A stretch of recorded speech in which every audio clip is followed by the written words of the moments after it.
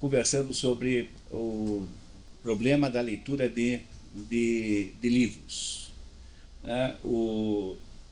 A coisa mais interessante de todas é que todo mundo sabe ler, né? Em princípio, né? Se isso pressupõe-se, né? Todo mundo sabe ler. Mas o problema é que a gente nunca percebe que a gente sabe ler até um certo ponto, que há diversos níveis que se poderia chamar de leitura, e a coisa mais assustadora é a quantidade de pessoas que eu encontro na vida que são incapazes de dizer até mesmo o título do último livro que leram. A pessoa lê uma porção de livros e não lembra nem do título do último livro que leu. O autor também não lembra, a história mais ou menos. O que é uma coisa muito sui generis, muito divertida, que se passe horas investindo numa leitura, tendo tantas outras coisas divertidas para fazer, nesse admirável mundo novo, né? E ao mesmo tempo a gente não consiga lembrar depois do título que leu. Então, eu tenho feito um trabalho muito assim, intenso de tentar ajudar a melhorar esse problema. E a primeira coisa que eu tenho feito na vida é uma campanha sistemática e feroz contra o tal do hábito da leitura, que é uma das 7 pragas do Egito. Esse troço de hábito da leitura é um dos troços mais terríveis que já inventaram, porque eu desconfio que entre os maiores responsáveis por esse processo de ler, passar a vida lendo o livro errado e não entender nenhum, que aliás é uma bênção, né? Porque pior seria passar a lendo o livro errado e entendendo todos. Então veja como o mundo como a natureza propõe soluções para certos problemas, né? Então eu queria dizer que eu sou completamente contra o negócio do hábito de leitura, porque esse negócio de hábito de leitura, que não sei quem é que inventou esta ideia, entendeu? De fazer as crianças ficarem lendo as coisas assim de modo obsessivo. Esse negócio é apenas uma garantia que você vai ler os livros errados a vida inteira, porque tem tanta coisa para ler, que a primeira coisa que tem que fazer é não ter hábito nenhum. Escolher muito bem o que você lê, ler bem, embora pouco, muito embora pouco, e ler coisas que tenham significado e sentido e que tenham um valor na sua pessoa. E é por isso que não dá para começar a nossa conversa aqui hoje sem antes falar de coisas maiores do que a leitura. Preciso falar um pouquinho de cultura, para que a gente possa entender o sentido da palavra leitura em última análise. A palavra, o conceito guarda-chuva, quer dizer, o conceito fundamental não é leitura, embora seja esse o assunto amanhã. O conceito fundamental que interessa aqui é o conceito chamado cultura. E a palavra cultura é dessas palavrinhas difíceis de tratar, de lidar, porque a palavra cultura tem muitos significados ao mesmo tempo. O primeiro significado da palavra cultura é mais ou menos assim: cultura é tudo aquilo que não está na natureza. Então, tudo aquilo que foi inventado pelo ser humano é cultura. Obviamente que uma definição como essa é muito ampla demais, porque de cultura faria parte desde das técnicas de arrancar dente até as técnicas agrícolas, até o modo como você organiza o sistema judiciário. Tudo é cultura. Se tudo é cultura, não adianta a gente ficar preocupado com esse sentido da palavra cultura, porque ele é muito amplo demais para servir para alguma coisa. Então, cultura nesse sentido, de que é toda a contribuição do ser humano. O ser humano um dia apareceu aqui nesse planeta, não havia nada disso, havia aqui uma natureza bruta. Então, tudo que nós inventamos é cultura. Esse sentido de cultura não interessa, esse não vai nos preocupar aqui, tá? Vamos deixar para lá. O segundo sentido da palavra cultura é o sentido que os antropólogos usam. Antropólogos são os cientistas que estudam o homem, né, o fenômeno chamado homem, no sentido amplo da palavra. E os antropólogos dizem, aprenderam, né, nos ensinaram a falar da palavra cultura como sendo o que é a cultura para um antropólogo? É um determinado modo de ser de um determinado povo. Por exemplo, cultura europeia, cultura sul-americana, cultura africana, cultura brasileira, cultura francesa, cultura do noroeste do Paraná. Peguem o caso aqui do Paraná, por exemplo, nós temos aqui um norte com cultura paulista mineira, temos um centro-sul, o sul pelo menos com uma cultura, digamos, paranaense mais antiga e uma cultura curitibana, né? E um oeste e sudoeste com cultura gaúcha. Então aqui no próprio estado nós temos diversas culturas simultaneamente. Esse sentido de cultura é um sentido antropológico. Os antropólogos é que falam assim. E há uma tendência hoje em dia de aumentar muito o uso desse sentido para coisas do gênero assim, cultura hip-hop, que já é, aí nesse caso, já um grande exagero, né? Mas, enfim, que seja, tá? Que vá, né? Então, a ideia é não só chamar de cultura o modo de ser de um determinado povo, mas também chamar de cultura o modo de ser de determinados grupos sociais. Cultura punk, né? Não é isso? Cultura GLS. Essas coisas são todas coisas, modismos que tentam chamar de cultura também o modo de ser de determinados grupos. Esse sentido da palavra cultura não nos interessa de modo nenhum também. Muito pelo contrário, ele é responsável pela maior parte da confusão que se faz no assunto cultura. Não que ele esteja errado em si, mas é que esse sentido da palavra cultura, que só tem cabimento quando aplicado etnologicamente, né, a determinados povos, quando se aplica a cultura no sentido que nós aplicamos aqui na nossa conversa de hoje, ele é um distorcedor da realidade. Então nós acabamos de jogar fora o segundo sentido da palavra cultura.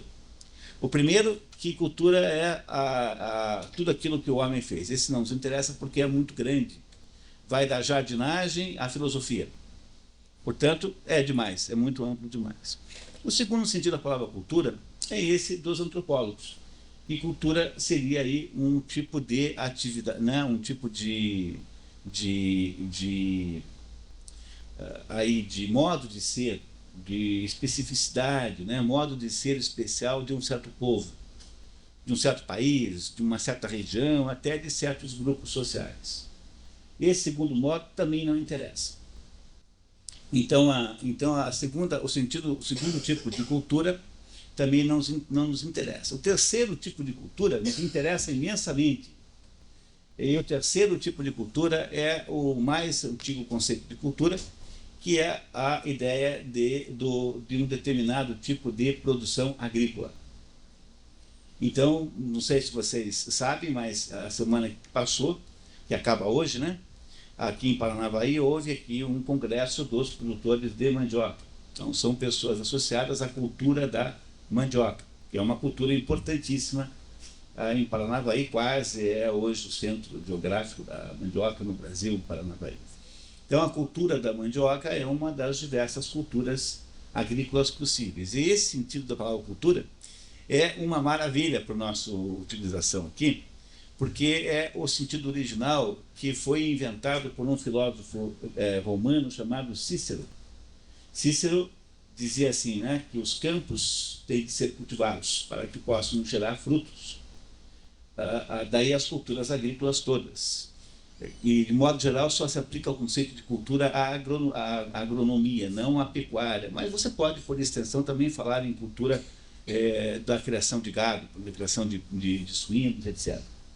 Então, o Cícero, há mais de 2000 anos, ele se deu conta do seguinte, que o que fazia a humanidade sobreviver, que fazia a humanidade poder continuar viva, era o fato de que os campos eram cultivados, ou seja, que havia uma atividade fundamental, que era tirar da natureza, né, organizadamente, uma quantidade de produto agrícola, sem o que nós todos estaríamos mortos.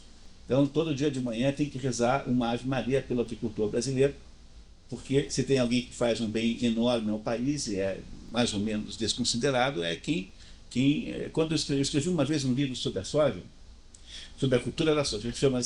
O livro chama-se O Brasil que Deu Certo. E eu botei na epígrafe o seguinte, uma frase do Jonathan Swift. O Jonathan Swift é aquele sujeito que escreveu As Viagens de Gulliver. Então a frase é assim: aquele que consegue produzir um litro de leite ou um pouco de grama faz mais pelo seu país do que todos os políticos juntos. Entendeu? Sujeito que é verdade. Verdade. Nada melhor para você ter uma noção de realidade do mundo do que assistir esses programas aí, Globo Rural, Canal Rural. Eu, por exemplo, toda vez que eu estudo muito Kant, eu vou correndo lá e assisto 2 horas de Canal Rural para compensar. Porque senão a minha mente não funciona só com Immanuel Kant. Tem que ter alguma coisa no mundo real também. E nada mais real do que a agricultura. Eu sou absolutamente apaixonado por assuntos agrícolas. A minha parte economista, o meu lado economista, é um lado de estudioso de assuntos agrícolas, assim, sobretudo. E a ideia aí, né, quer dizer, eu estou recuperando esse conceito de cultura, porque Cícero, há mais de 2000 anos, disse assim: olha, do mesmo modo que os campos são cultivados e nós retiramos o sustento desses campos cultivados, nós também temos que cultivar o espírito, porque funciona exatamente do mesmo jeito. Quer dizer, o espírito tem de ser tão cultivado quanto é cultivado o campo. Portanto, o conceito de cultura que nós vamos usar aqui hoje de manhã, que é o conceito de cultivo do espírito, é um conceito que derivou diretamente da ideia de cultivar o campo. É a mesma ideia, tá? O mesmo sentido, aplicado a duas coisas diferentes. A cultura de que nós falamos aqui é o processo de cultivar o espírito, do mesmo jeito que um agricultor cultiva o campo. E aí então ficou facílimo entender o que é cultura. Cultura é um cultivo do espírito, é alguma coisa que acontece dentro da sua existência pessoal, portanto, cultura é sempre alguma coisa muito pessoal, muito individual, como sua escova de dentes, né? Cada um tem a sua, né? É uma coisa que, de modo geral, as pessoas não compartilham. Nem casais fazem isso, né? O que é uma coisa estranhíssima, porque, mas em todo caso, né? Mas mesmo os casais não compartilham escovas de dentes, né? Coisa que é um pouco de exagero, porque afinal, né? Há tantas outras coisas que são compartilhadas. Né? Sabem a história do um menino que pegou o pai e a mãe transando sem querer, assim, flagrou o pai e a mãe transando, e daí, viu o pai e a mãe transando e chegou para a babá e falou assim: e não é que eles puseram 1 ano no psicólogo só porque eu chupo o dedo?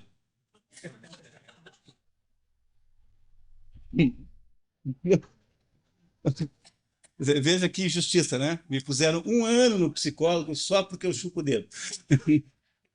Imagine o que eles merecem. Mas, em resumo, né? Cultura é uma coisa absolutamente pessoal, é alguma coisa que você não pode produzir de modo industrial, é alguma coisa que representa uma modificação. A palavra modificação sempre é muito ruim, eu não gosto muito, mas significa o seguinte: dentro de cada um de nós há uma potência de conhecer coisas sobre o mundo que nós só somos capazes de fazer quando a gente se predispõe a criar para nós mesmos um plano de obter cultura. E essa é a razão pela qual não há nada mais equivocado do que a ideia de que cultura é alguma espécie de direito. Então, hoje você vê, né, o governo fala muito assim, né, o direito à cultura, mas a cultura não é direito coisa nenhuma, porque cultura é alguma coisa que você tem ou você quer ou não quer. Porque a ideia de direito é a ideia de que alguém tem se você tem um direito, alguém tem um dever para com você. Como é que eu posso imaginar um dever que alguém tenha para com outro se o outro não quer? Então, imagine se os professores tivessem o dever de passar cultura para os seus alunos. Os seus alunos podem não querer cultura nenhuma, podem estar interessados em coisas muito diferentes, Não dá para você pensar em cultura como você está pensando em dever do prefeito de consertar a rua e direito do cidadão de não sair com o carro no buraco. São coisas muito diferentes. Ninguém tem direito à cultura de verdade. Se você quer ter cultura, ou seja, se você deseja cultivar o seu espírito, não há força no mundo que impeça. Não há modo de impedir que você faça isso. Porque, em última análise, há muitos e muitos meios pelos quais você faz isso, mesmo quando você não tem dinheiro, quando você não tem os recursos econômicos que você gostaria de ter. Porque existem bibliotecas públicas, existem os meios eletrônicos praticamente gratuitos, né, muito baratos, existem amigos que têm livros, existem pessoas que podem ensiná-lo, existem inúmeras oportunidades, portanto, não há modo de alguém dizer assim, não, eu não tenho cultura porque eu não tenho dinheiro para ter cultura. O pintor Pablo Picasso, uma vez perguntaram assim, Picasso, se você tivesse preso numa prisão e não tivessem te dado nem lápis, nem caneta, nem carvão, nem papel, nem cartolina, nem nada, não tivesse tela, não tivesse nada, você continuaria pintando? Assim, olha, eu pintaria com a língua na poeira da parede. Porque se você é pintor, se você é artista, você é absolutamente inconhecível. Não há modo de você ser impedido de fazer. Então, a primeira desculpa esfarrapada para esse negócio de cultura é a desculpa de que você não pode ter cultura porque você não tem os meios para tanto. Mas isso talvez existam dificuldades, e claro que sim, e o mundo poderia ser mais barato, né? E mais fácil. Mas, ao mesmo tempo que existem dificuldades, existem também possibilidades extraordinárias. E você vai estudar a história dos grandes escritores, por exemplo, há uma quantidade muito grande de escritores e de artistas que eram muito pobres, começando pelos nossos maiores brasileiros.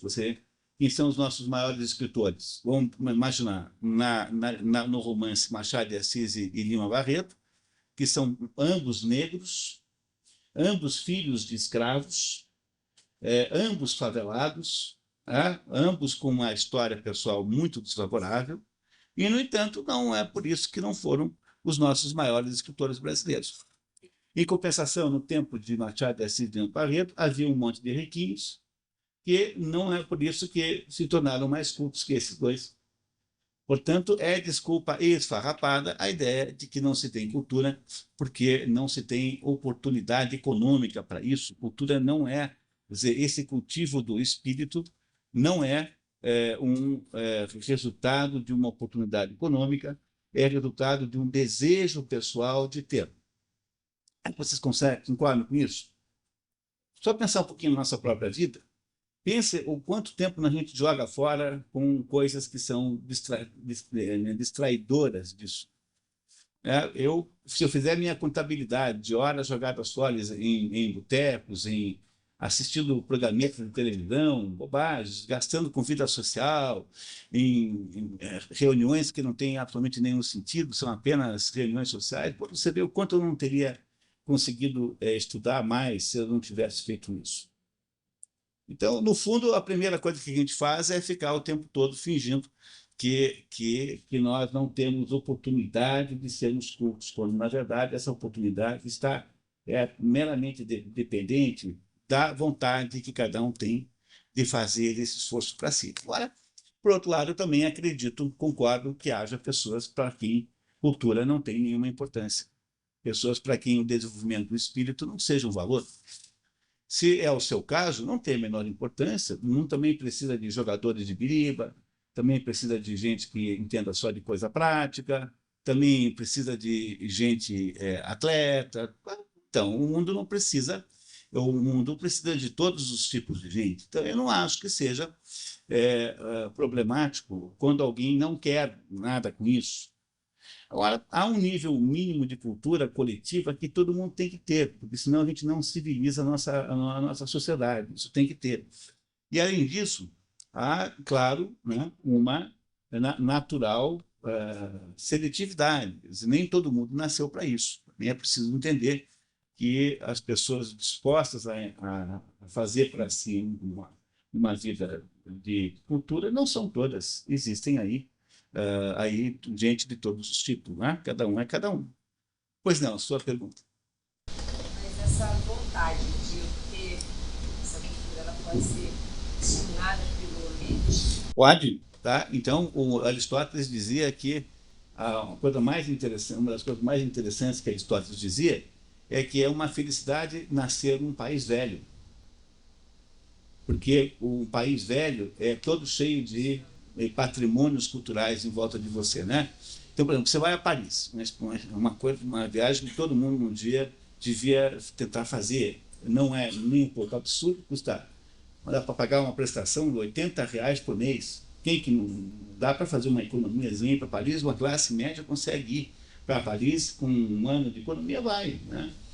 Então você chega em Paris e você vai num cemitério, o cemitério Père Lachaise. E você tem aqui o túmulo do Molière. Pois não, Leonie? Você foi, né? Então você vai. Eu uma vez fui para Paris uma vez e assisti o enterro de Ionesco, sem querer. Não sabia que ele tinha morrido, nem fui convidado. Mas já que eu estava lá mesmo, né? Quer dizer, você vai cada coisa dessas que você, cada porta, cada janela, cada rua tem alguma história extraordinária envolvida. Quando você vive num país velho, num país antigo, então há um conjunto de coisas em torno de você. Por exemplo, eu sou pintor, eu pinto num ateliê que tem 100 anos de história. Então, faz 100 anos que aquilo é um ateliê. Paranavaí tem 60 anos, né? Então, 40 anos antes de Paranavaí ser fundada, já tinha lá alguém pintando naquela sala. Então, quando eu vou pintar lá, eu fico imaginando todos aqueles fantasmas que andaram ali antes, né? Aqueles velhos pintores, velhos modelos, velhos romances, velhos amores, né? Aquelas coisas humanas extraordinárias. Quando você mora num lugar velho, não é o caso do Brasil em geral, você vive num mundo em que há uma impregnação, as paredes estão impregnadas de patrimônios culturais humanos. Então, é mais fácil você se deixar envolver numa situação assim do que num país onde tudo é mais ou menos sem grande significado, tudo é mais ou menos improvisado. O começo da vida é sempre a improvisação. Não é? Quando você casa, você vai dormir sem cama, vai com o colchão no chão. Tem muita gente que, quando casa, não tem cama ainda. Então, o começo da vida é, naturalmente, uma improvisação. Depois você vai melhorando as vidas e vai consertando as coisas, mas é assim que faz, mais ou menos. É por isso que o Aristóteles dizia que é uma bênção e uma felicidade muito grande ter nascido num país velho, que é concordando com a sua preocupação, é isso mesmo. Então, pessoal, cultura esse conjunto de benefícios que nós recebemos quando nós somos capazes de cultivar o nosso espírito. E sempre lembrar da comparação com a agricultura, porque aí a comparação é perfeita. Do mesmo modo que um agricultor ele cultiva a terra para retirar dali determinados frutos, você cultiva o seu espírito para retirar o quê? Qual é o sentido da palavra cultura em última análise, né? Toda vez que tem aqui, na sexta-feira, o nosso programa de Expedições pelo Mundo da Cultura, e ontem a Leonie foi muito incisiva nisso, esse programa não é um programa de literatura. Ele é um programa de cultura. E há uma diferença enorme nisso, apesar de parecer paradoxal, mas eu já descobri que pessoas que são muito aficionadas por literatura tendem a não ter nenhuma ligação com cultura. Por mais que pareça estranho uma coisa dessa. Porque a diferença está em que, quando se está preocupado com o assunto cultura, você está preocupado na incorporação do conteúdo daquela obra à sua própria existência.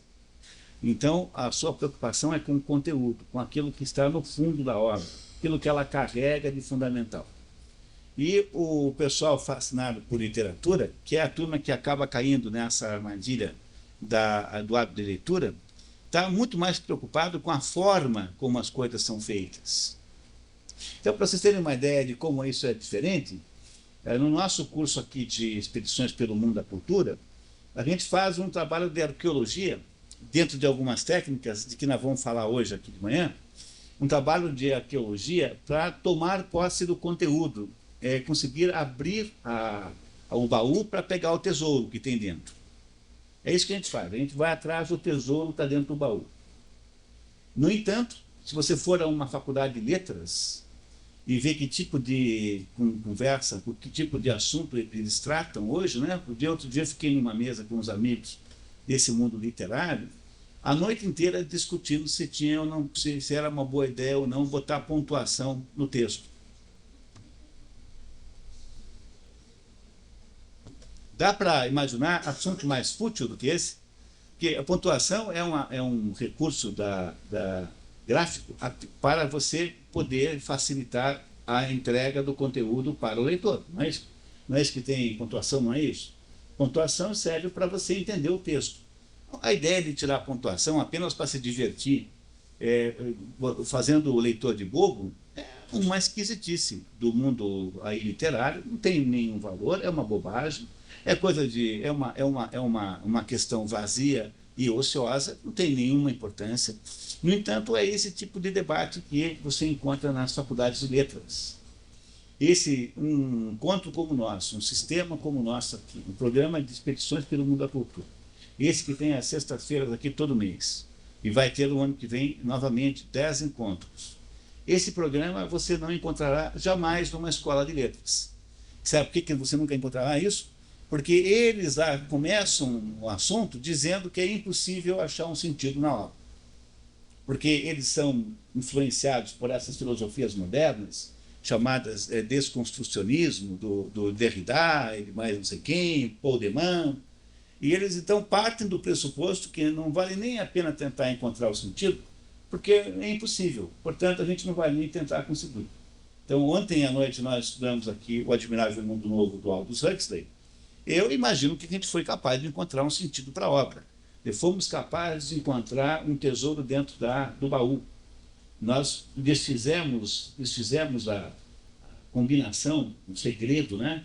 Conseguimos abrir a chave e entramos no baú e fomos capazes de pegar um tesouro dentro. Mas nas escolas modernas de letras há o domínio de uma certa maneira de ver o mundo baseada na ideia do desconstrucionismo, que é uma seita filosófica moderna, dirigida pelo Derrida e pelo Paul de Man, que diz o seguinte, que quando o autor escreve, ele escreve dando um sentido às palavras que só ele sabe. Então, não adianta você tentar descobrir, porque só o autor sabe o que ele escreveu.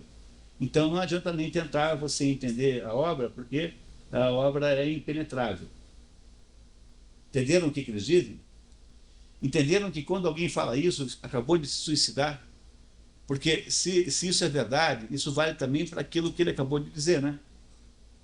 Não é verdade? Quer dizer, se a obra é impenetrável, se a palavra é impenetrável, então essa afirmação de que a palavra é impenetrável também é, por sua vez, impenetrável. E é por isso que eu não devo levar a sério quem fala esse negócio, porque ele acabou de dizer que ele não está falando coisa com coisa, ou que eu sou incapaz de entendê-lo. Então vamos desistir do Derrida e do Paul de Man logo de cara, porque não percamos nosso tempo com eles. Entenderam um problema central? Quer dizer, esse tipo de preocupação não é o foco de uma preocupação em produzir cultura para você. É por isso que não se está falando aqui de modo nenhum de literatura. Está se falando aqui de cultura, que é outra coisa completamente diferente. Quando eu tenho um aluno a quem eu preciso ajudar para que ele se torne mais culto, a única coisa que interessa, em última análise, é que ele seja capaz de tomar posse do conteúdo daquele livro que ele acabou de ler, daquele texto que ele acabou de estudar e ler. Porque se ele fizer isso, vai acontecer uma coisa maravilhosa com ele. E que coisa maravilhosa é essa? Então, deixa eu ver se eu explico para vocês o que acontece com as pessoas quando são capazes de buscar o ouro que está dentro daquela urnazinha. A vida da gente é uma vida muito complexa, porque o ser humano é um ser, né, com grandes meios, com grandes instrumentos de vida. Então, a nossa vida é muito complexa, por essa razão que a vida das formigas não é complexa, é simples. A vida dos gafanhotos também, não é isso, né? A vida dos periquitos também não é uma grande coisa. A nossa vida é muito complexa, muito mais complexa que qualquer outra vida. Então, a complexidade da nossa vida implica em que o tempo todo você vai se relacionando com situações novas na vida. Então, o que é a nossa vida? A nossa vida é um conjunto de encontros com situações surpreendentes, coisas que você jamais pensou que fosse acontecer com você, coisas novas e coisas inusitadas, coisas que você não tem ideia de que podiam acontecer. A vida é assim, né? A pensar se fosse o contrário, se fosse uma existência completamente programável, completamente imaginável desde o início, seria uma vida muito chata. Mas o processo da vida é esse, você vai se deparando com um fantasma, com um desconhecido em cada curva da vida. Não é assim? Tem uma curva para frente e uma curva para trás. A curva para trás é aquela em que você abandona o teu passado, embora ele jamais vá embora, porque ele passa a ser real o resto da vida. E a curva nova é aquela em que você não sabe o que tem lá do outro lado. A nossa vida é assim. Então, dois jeitos de você lidar com esse fato da vida o primeiro é você se preparando para matar todas no peito. Quer dizer, você se prepara para lidar com todas as situações com os seus próprios meios e fazendo isso de modo até desafiador ao destino, coisa que não é muito recomendável, porque essas coisas dão um azar desgraçado e o destino resolve brincar então para ver se você sabe fazer isso mesmo. Não é uma boa ideia.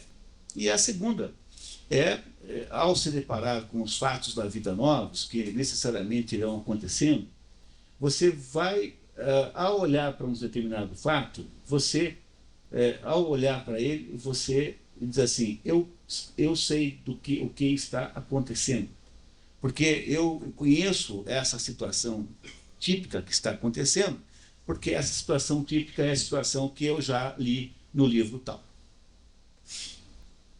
O que faz para você? O que é cultura? Cultura é, em última análise, uma ajuda para você amadurecer mais rapidamente. E como tal, se vocês forem pensar bem, tudo está cheio de coisas assim. Por exemplo, vocês conhecem a ideia a história da Bela Adormecida? E que também é parecida com a da Branca de Neve, né? As duas têm os mesmos episódios. Qual é o sentido da Branca de Neve e da Bela Adormecida? Para que existe essa história? Essa história tem que ter um sentido, em última análise. Nós contamos essa história sem prestar muita atenção nisso, mas quando você for perceber, olhar para a Bela Adormecida e para a Branca de Neve, quando você for realmente perguntar o que significa essa história, qual é o sentido da Bela Adormecida e da Branca de Neve? É uma orientação para as moças não casarem com o primeiro traste que aparece. Vocês têm alguma dúvida disso? A ideia da Bela Adormecida e Branca de Neve é um processo, é uma recomendação existencial para você não casar com o primeiro traste. O problema é que você sempre descobre que é um traste depois que casa. Né? Então, aí está a dificuldade prática do assunto, é essa, né? Porque essa descoberta sempre é uma descoberta tardia e irrecuperável, né? Às vezes, né? Sob certos pontos de vista. Para que serve, portanto? Qual é o sentido da Branca de Neve e da Bela Adormecida? É você ensinar as meninas uma sabedoria a respeito da vida feminina, da própria possibilidade existencial feminina. Entenderam isso? Que tem um sentido que a gente precisa descobrir. Agora, você imagine quanto está mais preparada para a vida real, concreta, uma menina que entendeu isso antes de casar com o primeiro traço. Vocês compreenderam essa ideia? Quer dizer, o que é o sentido de cultura agora ficou absolutamente claro, porque cultura é este equipamento que ela tem, que essa pessoa tem, e que permite que ela se defronte com as coisas da vida de uma maneira mais preparada, mais madura. Então, cultura é alguma coisa que gera maturidade em você, quer dizer, alguma coisa que transforma você numa pessoa mais madura, utilizando para isso a experiência alheia e não a sua própria. Porque ficar maduro às custas de você passar 40 e poucos anos quebrando a cabeça, né, também não tem muita graça, né? Quer dizer, qual é o método técnico? Então, uma maturidade boa é barata. Quer dizer, você vai para a vida com uma certa sabedoria, vamos dizer assim, né? E vai para a vida com uma certa sabedoria. Esse é o sentido de cultura, em última análise. Isso é cultura. Cultura não é saber detalhes sobre obras, cultura não é ser beletrista. Antigamente tinha a figura do beletrista, que hoje não tem mais, porque hoje ninguém mais vê nada e hoje os assuntos são outros. Mas quando não tinha televisão, quando os salões, né, só lidavam com assuntos literários, né, os escritores, não tinha o tal do beletrista, que era um fulano que sabia detalhes de tudo quanto é assunto, mas ele não entendia absolutamente nada no fundo. Ele aqui é o que os franceses chamam de idiot savant, quer dizer, o idiota sabichão. Né? Tem uma peça do Molière chamada As Sabichonas, que é desse assunto também. São pessoas que não têm lá nenhuma cultura, mas é que parece que tem e ficam, então, fazendo de conta que tem. Né? Então, o idiot savant é esse sujeito que chamava-se também de beletrista aqui no Brasil, que é um fulano que tem informações sobre a vida, né? que tem assim, ele tem informações gerais, ele sabe quando foi que o sujeito nasceu, quando morreu, quem casou, né? Sabe detalhes picantes sobre a vida sexual do autor, mas ele, no fundo, não tem cultura nenhuma, porque ele é incapaz de entender o sentido de qualquer coisa que tenha nos livros que ele lê. Que é o mesmo fenômeno de quem tem o tal do diabo do hábito da leitura. Porque fica lendo ferozmente tudo e não entende absolutamente nada do que lê. Pois não, você tinha uma pergunta, né? Eu ia comentar que as duas histórias, né, a Branca de Neve e a Cinderela, elas acordam como beijo, né, do príncipe. E para mim, até o momento, era a passagem da infância para a transformação em mulher. De certo modo é assim também, de certo modo também é assim, mas é assim, quer dizer, ela deve esperar até o homem adequado aparecer, né? Porque entre os diversos pretendentes, as mulheres essencialmente esperam ser elas esperam e escolhem, né? Não é assim que é feito de modo geral? Quer dizer, os homens assediam, os homens se apresentam, fazem então exercícios de exibicionismo masculino, que no caso dos pavões é fazer o rabo ficar tudo bonito, no caso dos homens é ganhar a partida de futebol, tirar primeiro lugar, fazer essas coisas masculinas para se tornarem dignos. Aquilo que ontem à noite nós vimos aqui, lá pelo João Selvagem, que achava que tinha que matar um leopardo, né, um leão da montanha, para poder ser digno do amor da Lenina. A Lenina devia exigir dele uma prova de coragem, para que ele pudesse se tornar, então, elegível como marido. Era essa a ideia do João Selvagem, no livro de ontem à noite, do Admirável Mundo Novo. Então, as mulheres recebem propostas de diversos homens, né? Os homens propõem, olha, eu sou fulano de tal, e aí elas escolhem um. Então, a ideia central dessas duas histórias é que é preciso, às vezes, esperar para aparecer uma parceria, né? Um homem mais adequado, melhor para aquela mulher naquele momento da sua vida. Isso implica também numa maturidade feminina, não é isso?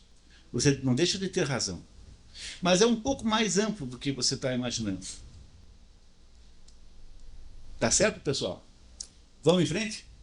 Bom, então, eu estou aqui explicando para vocês o conceito de cultura.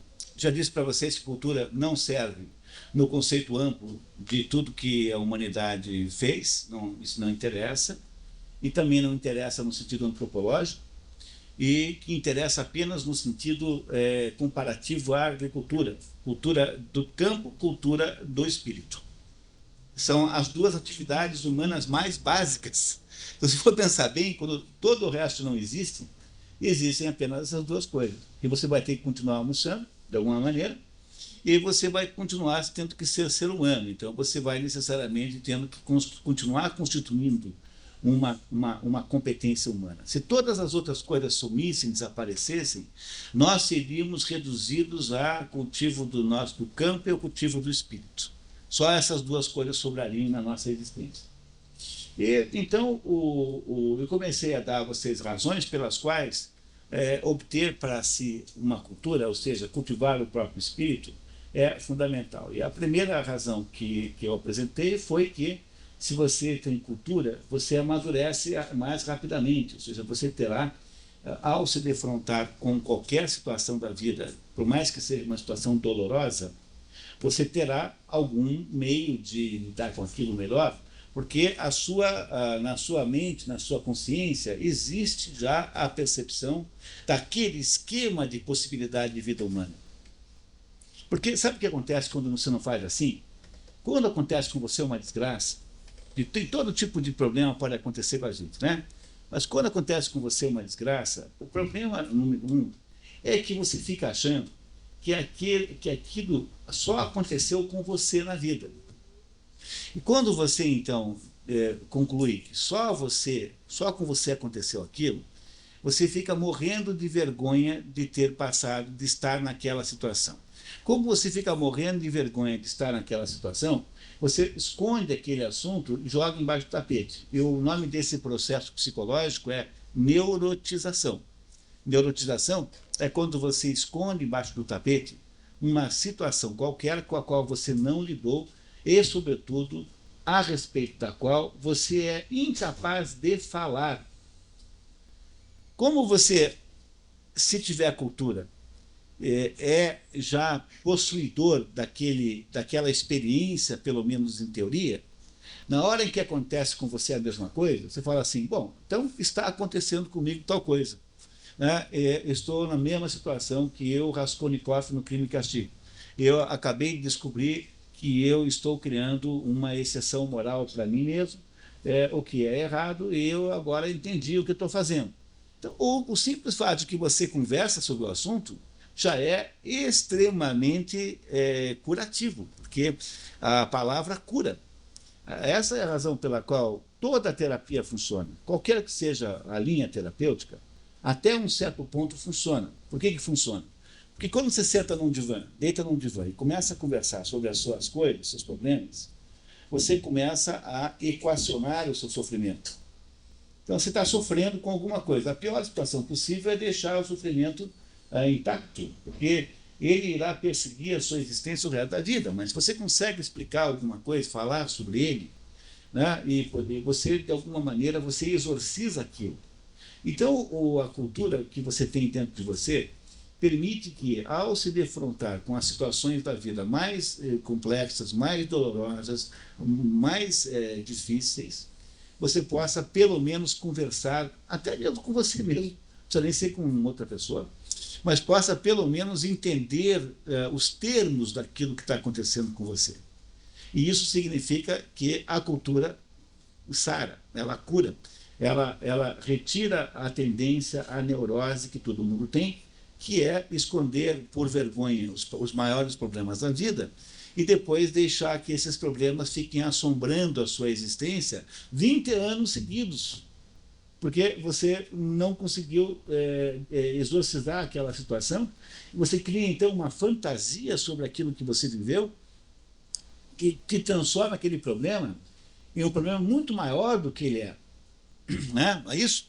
Goethe dizia o seguinte, Goethe dizia que não há nenhum problema, nenhuma situação que o tempo não melhore. Todas as situações da vida, o tempo melhora. Então, é só você perceber bem, aquilo que você fez com 15 anos, que você achou que foi a maior burrice que alguém pode ter feito na vida, hoje em dia você dá risada daquilo. Né? Entendeu? Aquele negócio de roubar aquelas galinhas, não sei aonde, que você ficou aterrorizado anos que descobrissem, hoje você acha aquilo engraçado. Então, há de fato uma atenuação que o tempo faz das coisas da vida, mas essa atenuação necessita obrigatoriamente que você tenha algum controle sobre o problema. Porque se você deixa neurotizar, se você faz de conta se você se autocondena a não entrar no assunto, você não obtém o benefício do tempo, porque aquilo que está escondido não é passível desta regra de melhoramento com o passar do tempo. Para que você possa se tornar capaz de ser beneficiário dessa regra do tempo, é preciso que você exponha o problema a ele, do mesmo modo que só se pega a ferrugem se você expuser as chuvas e a ferrugem só tem se você expuser o ferro à chuva. Então, se você expõe a chuva, contando, dizendo o que é, e dizer o que você está vivendo, ser capaz de equacionar aquele problema, depende de quanta cultura você tem. Porque a primeira coisa que acontece com você é que você não será a primeira pessoa com quem aconteceu aquilo.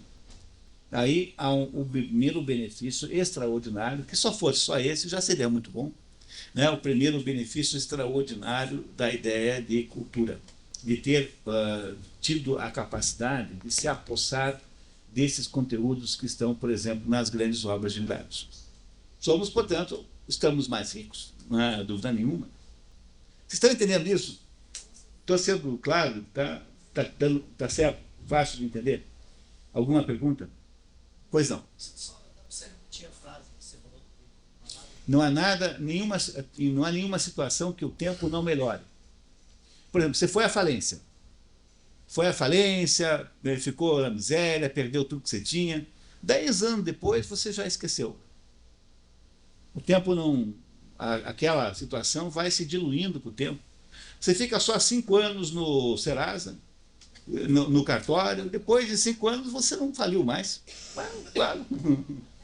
É ou não é? É verdade. Entendeu? É sempre assim.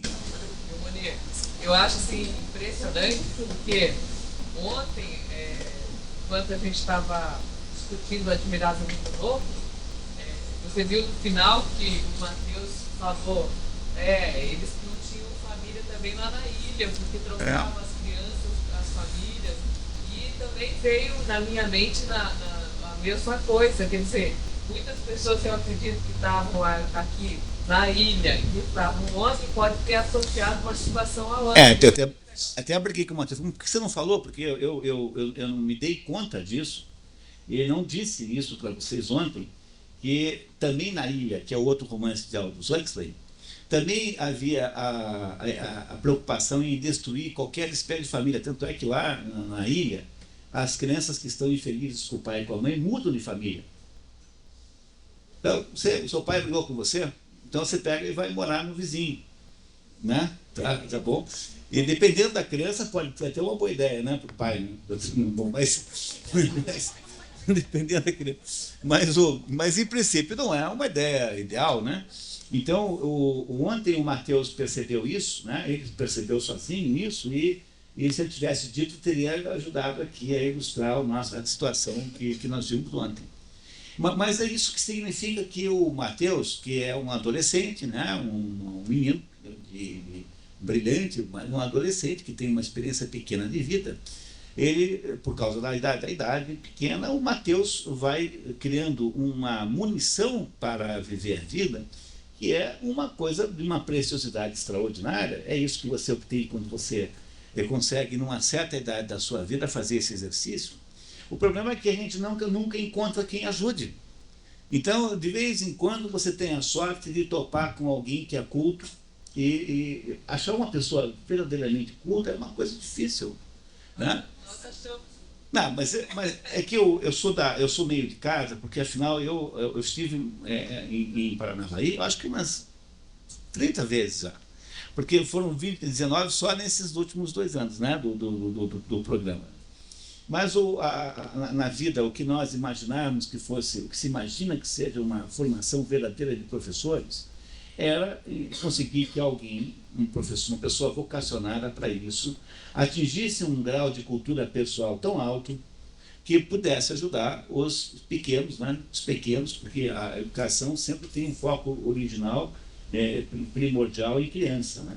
Então, os pequenos a fazerem um trajeto mais fácil na vida fora, porque essa é a função do professor, auxiliar os pequenos a serem maiores. No fundo é isso, né? Quer dizer, a educação é você ajudar o pequenininho a se tornar maior, sem que ele precise aprender tudo sozinho e constar trabalhando com as topadas da vida. Se ele fosse capaz de fazer isso de alguma maneira, né, nós estaríamos fazendo muito por essas crianças. E essa é a ideia essencial de todo o processo educacional. Educação significa explicar. Explicar significa tirar para fora. Tirar o quê? Tirar a criança da jaulinha em que ela se encontra. A criança existe numa circunstância de precariedade pessoal. Não é isso? Tem que tirar a criança para fora e fazê-la entender o que é que se faz na vida quando você é maior, porque é essa que é, no fundo, a ideia. Não sei se vocês compreendem isso, talvez vocês não são crianças há muito tempo, né? E com exceção daqueles dois ali, né? Então, fora esses dois aí, os outros não são crianças há um bom tempo. E vocês já esqueceram o que é ser criança, mas se vocês tiverem um pouquinho de esforço de memória, vocês irão lembrar que ser criança é viver num mundo de terror. Porque tudo o que acontece em volta de você está muito acima, muito além da sua capacidade de administrar. Então, tudo parece assustador, tudo parece que é o fim do mundo, tudo parece aterrorizante. Então, o que caracteriza melhor a infância é uma sensação de terror que acompanha a infância inteira. Então, a missão do professor é tirar fora o terror que acompanha a vida das pessoas, dando a eles, então, passando a sua experiência para que eles possam incorporar ao seu conhecimento, à sua consciência verdadeiramente, determinados elementos que serão os elementos pelos quais serão solvidos os nós que a vida irá trazendo até o último minuto. O último minuto da vida é o mais problemático de todos, né? Não é isso? Quer dizer, nunca melhora. No fundo, o último minuto da vida é aquele de todos o mais problemático, que é o enfrentamento da morte concreta. E esse é o problema da educação em última análise, e não há educação sem cultura. Então, se a gente pretende fazer alguma coisa com a educação, não há nenhuma outra maneira a não ser de fazer isso por meio da cultura, no sentido de Cícero, no sentido que nós elegemos aqui como sendo o sentido que nos interessa nesse momento.